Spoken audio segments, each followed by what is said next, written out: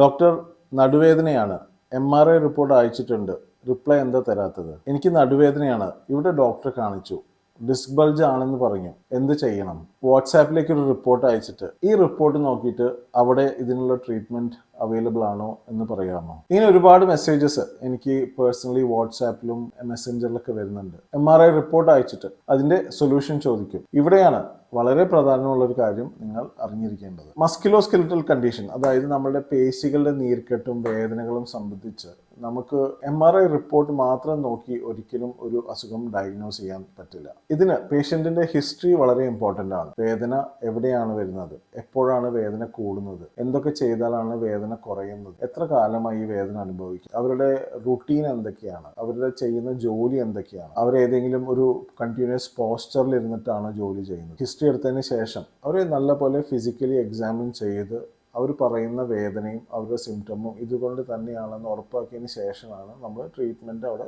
Decide ചെയ്യേണ്ടത്. അല്ലാതെ MRI നോക്കിയല്ല നമ്മൾ ട്രീറ്റ്മെൻറ്റ് ഡിസൈഡ് ചെയ്യുക. ഇനി മറ്റൊരു പ്രധാന കാര്യം, നമ്മുടെ മസിൽസിലുള്ള സ്റ്റിഫ്നെസ് അല്ലെങ്കിൽ ഇൻഫ്ലമേഷൻ ഒന്നും തന്നെ MRIയിലോ എക്സ്റേയിലോ കാണില്ല. അതുപോലെ തന്നെ ബ്ലഡ് റിപ്പോർട്ട്സ് അടക്കം നോർമൽ ആയിരിക്കും. എൻ്റെ അടുത്ത് വരുന്ന മെജോറിറ്റി പേഷ്യൻസ് പറയുന്ന ഒരു കാര്യമാണ്, ഇങ്ങനെ ഫേമസ് ആയിട്ടുള്ള പല ഹോസ്പിറ്റലും എല്ലാ ടെസ്റ്റുകളും ചെയ്തു, എല്ലാ ടെസ്റ്റുകളും നോർമലാണ്, പക്ഷേ എനിക്ക് നടക്കാനോ ഇരിക്കാനോ ഭയങ്കര ബുദ്ധിമുട്ടാണ്. ഇതൊരു നിങ്ങളുടെ തോന്നലാവും, അല്ലെങ്കിൽ നിങ്ങൾക്ക് ഒരു സൈക്കോളജിക്കൽ ഇഷ്യൂ ആണെന്ന് വരെ പല ഡോക്ടർമാരും പറഞ്ഞിട്ടുണ്ടെന്ന് പറഞ്ഞിട്ട് പേഷ്യൻസ് വരാറുണ്ട്. കൃത്യമായ ഡയഗ്നോസിസ് ആണ് ഏതൊരു ട്രീറ്റ്മെന്റിന്റെയും ഫൗണ്ടേഷൻ. ഒരു തെറ്റായ ഡയഗ്നോസിസിലൂടെ നിങ്ങൾ ഒരുപാട് കാലം ട്രീറ്റ്മെന്റ് അന്വേഷിച്ച് നടന്നു, എഫക്റ്റീവ് ആവുകയും ചെയ്തില്ല, എന്നിട്ട് വീണ്ടും അതേ റിപ്പോർട്ട് അയച്ചുകൊണ്ട് അതിന്റെ ബേസിസിൽ ട്രീറ്റ്മെന്റ് അന്വേഷിക്കുമ്പോൾ അത് വീണ്ടും മിസ്ഡയഗ്നോസ്ഡ് ആവാനാണ് ചാൻസ്. നിങ്ങൾക്ക് പ്രോപ്പറായ ഡയഗ്നോസിസും ലാസ്റ്റിംഗ് റിലീഫുമാണ് വേണ്ടതെങ്കിൽ ഈ താഴെ കൊടുത്തിരിക്കുന്ന നമ്പറിൽ വിളിച്ച് എന്നെ കണക്ട് ചെയ്യാം.